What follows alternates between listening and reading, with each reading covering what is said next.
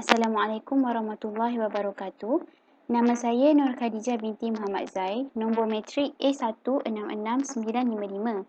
Saya akan membentangkan berkenaan kajian tahun akhir saya yang bertajuk Corak Perbelanjaan Pengguna di Semenanjung Malaysia, Kes Bandar dan Luar Bandar.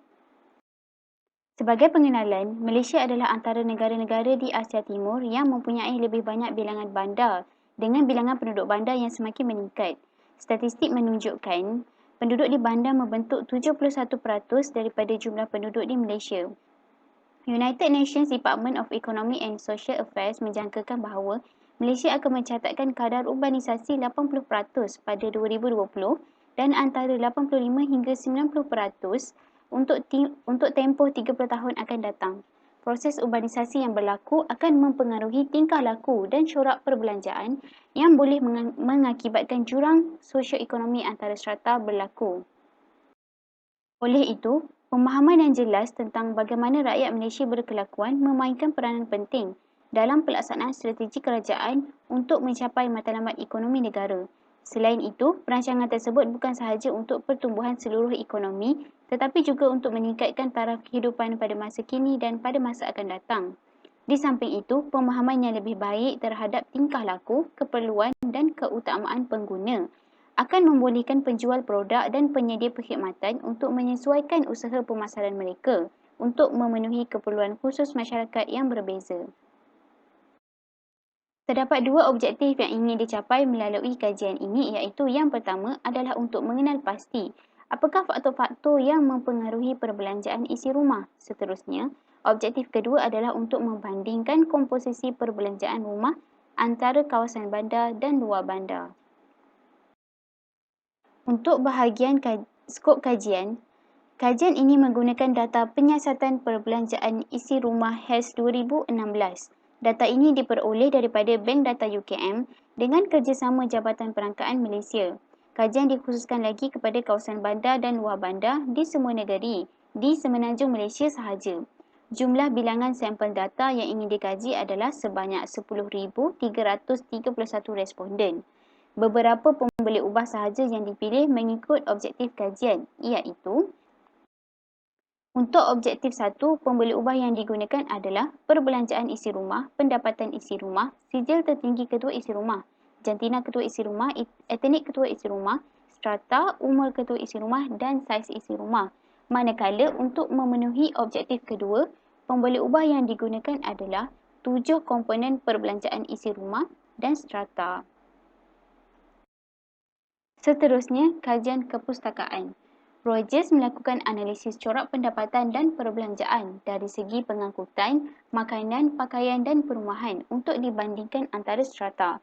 Hasil kajian mendapati penduduk di bandar mempunyai tahap perbelanjaan yang lebih tinggi dari segi makanan, perumahan dan pakaian, manakala perbelanjaan luar bandar dibelanjakan untuk pengangkutan, penjagaan kesihatan, tembakau dan lain-lain insurans peribadi. Syamil dan Ezzaz Ahmad melakukan analisis corak penggunaan isi rumah di kawasan bandar dan luar bandar menggunakan tinjauan perbelanjaan bersepadu isi rumah Pakistan bagi tahun 2001 sehingga tahun 2002. Menurut dapatan kajian, bijirin, tenusu, perumahan dan kesihatan lebih tinggi di kawasan bandar, manakala ayam, buah-buahan, elektrik, hiburan dan barangan tahan lama lebih tinggi di kawasan luar bandar. Upat Ye dan Patania melakukan analisis tingkah laku perbelanjaan pengguna di bandar dan luar bandar di India. Dapatan kajian menunjukkan peratusan perbelanjaan makanan telah menurun pada tahun 1987 sehingga tahun 2002 di kedua-dua luar bandar dan bandar, manakala peratusan perbelanjaan bukan makanan pula telah meningkat. Untuk kajian ini, saya telah gunakan beberapa kaedah untuk memastikan objektif kajian dapat dicapai. Yang pertama, analisis regresi linear berganda. Analisis ini merupakan teknik statistik yang digunakan untuk membina model yang mempunyai hubungan linear antara pemboleh ubah bersandar dan pemboleh ubah tidak bersandar. Kaedah kuasa 2 terkecil dengan meminimumkan hasil tambah kuasa 2 reja digunakan untuk menganggarkan model regresi. Andaian model yang harus dipatuhi adalah hubungan yang linear antara pemboleh ubah bersandar dan pemboleh ubah tidak bersandar. Yang kedua, ralat mempunyai mean sifar dan varians yang malar. Ketiga, ralat tidak mempunyai korelasi dan akhir sekali ralat mempunyai taburan yang normal. Persamaan model adalah seperti berikut. Kaedah kedua yang digunakan adalah analisis regresi Dirichlet. Analisis ini adalah teknik statistik yang digunakan untuk menganalisis pembolehubah bersandar multivariat yang terletak dalam selang 01 dan menghasilkan nilai 1 tanpa perlu mengubah data. Sebagai contoh, data komposisi perbelanjaan yang ini dikaji. Kaedah kebolehjadian maksimum digunakan untuk menganggarkan parameter dalam model Dirichlet. Andaian model yang harus dipatuhi adalah reja mengikut taburan normal dan boleh digunakan sebagai reja piawai dalam regresi linear.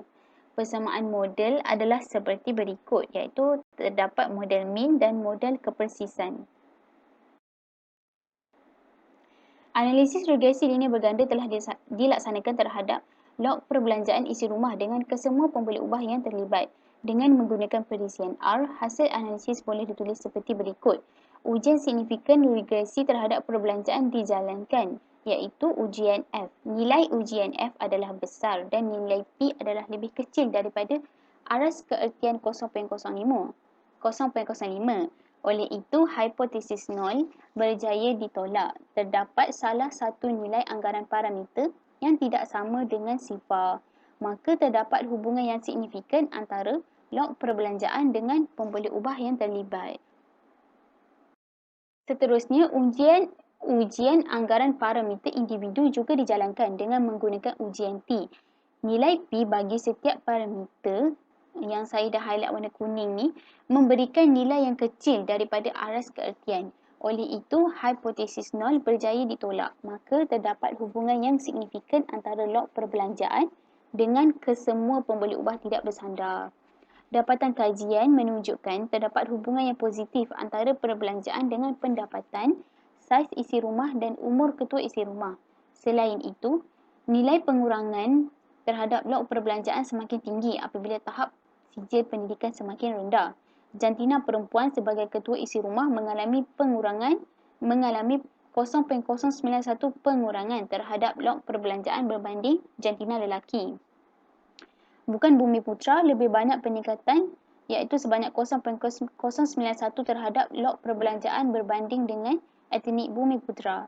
Manakala strata luar bandar mengalami pengurangan sebanyak 0.042 terhadap log perbelanjaan berbanding bandar. Seterusnya, pemeriksaan model dijalankan. Didapati reja tidak tertabur secara normal. Varians bagi reja pula tertabur secara hampir seragam. Berkemungkinan terdapat bilangan pencilan yang tinggi dan titik yang mungkin berpengaruh. Maka andaian model ini tidak berjaya dipatuhi. Oleh itu, analisis regresi teguh dilakukan dan didapati nilai anggaran parameter adalah lebih kurang sama dan tidak menunjukkan perbezaan yang ketara. Disebabkan itu, keputusan analisis regresi linear berganda boleh digunakan. Keputusan disokong lagi dengan teorem Hadamard-Mossad kerana data dalam kerana mempunyai saiz sampel yang besar, iaitu sebanyak 10,331 sampel. Oleh itu, model regresi perbelanjaan sesuai untuk digunakan dan merupakan penganggar yang baik. Selepas mengenal pasti strata adalah antara faktor yang mempengaruhi perbelanjaan, analisis Dirichlet dijalankan untuk melihat bagaimana komposisi perbelanjaan berbeza antara strata. Dengan menggunakan perisian R, hasil analisis boleh ditulis seperti berikut. Analisis alternatif Dirichlet memberikan dua model, iaitu terdapat model mean dan model kepersisan. Daripada model mean, nilai perkadaran perbelanjaan antara strata berjaya diperoleh seperti yang terdapat dalam jadual. Dapatan kajian menunjukkan turutan kepentingan antara komposisi barangan perbelanjaan didapati sama antara strata. Namun, nilai perkadarannya berbeza. Turutan barangannya adalah paling banyak terhadap komponen perbelanjaan makanan, kemudian perumahan, lain-lain, pengangkutan, pakaian, hiburan dan akhir sekali komponen rokok dan arak. Seterusnya, kajian menemukan bahawa perkadaran perbelanjaan bandar adalah lebih tinggi untuk komponen keperluan asas perumahan, pengangkutan serta hiburan. Manakala perkadaran perbelanjaan luar bandar adalah tinggi untuk komponen makanan dan bahan mentah, pakaian dan fashion serta rokok dan arak. Di bawah ni pula adalah model kepersisan. Model kepersisan boleh ditulis seperti persamaan ini. Anggaran parameter kepersisan untuk bandar adalah lebih tinggi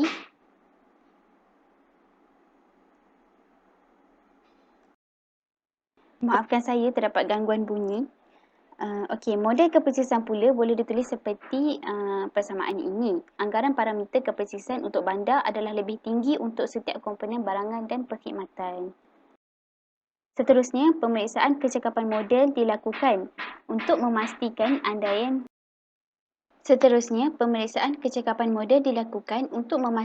andaian parameter adalah sahih. Didapati reja piawai mengikut taburan normal. Rajah reja tidak menunjukkan sebarang corak yang tidak normal dan boleh dianggap sebagai reja piawai dalam regesi linear berganda, maka andaian model telah dipatuhi. Anggaran parameter bagi model ini dianggap sebagai penganggar yang baik. Sebagai kesimpulan, objektif pertama telah berjaya dicapai apabila pendapatan, saiz isi rumah, umur, tahap pendidikan, jantina, etnik dan strata didapati signifikan terhadap perbelanjaan isi rumah. Faktor pendapatan, saiz isi rumah dan umur sememangnya memberi pengaruh positif terhadap perbelanjaan. Tahap pendidikan yang tinggi, bukan bumi putra, jantina lelaki dan strata bandar menyumbang kepada perbelanjaan bulanan yang lebih tinggi. Secara umumnya, masyarakat menganggap orang bandar lebih banyak berbelanja daripada segala aspek kerana pendapatan yang lebih tinggi. Namun, kajian telah membuktikan sebaliknya. Perkadaran perbelanjaan bandar adalah tinggi untuk komponen keperluan asas perumahan, pengangkutan serta hiburan. Manakala perkadaran perbelanjaan luar bandar adalah tinggi untuk komponen makanan dan bahan mentah, pakaian dan fashion serta rokok dan arak. Corak perbelanjaan bagi barangan dan perkhidmatan di luar bandar dilihat kurang efisien dari segi pembahagian perbelanjaan walaupun dengan pendapatan yang terhad. Mungkin disebabkan taraf pendidikan yang lebih rendah dan kurang pendedahan tentang pengurusan kewangan. Oleh itu, pendidikan tentang pengurusan perbelanjaan mungkin boleh diadakan oleh persatuan pengguna atau agensi-agensi yang bertanggungjawab, terutamanya bagi mereka yang tinggal di luar bandar supaya tahap kehidupan yang lebih baik dapat dicapai. Berikut ialah antara rujukan bagi kajian saya. Itu sahaja daripada pembentangan saya. Sekian, terima kasih.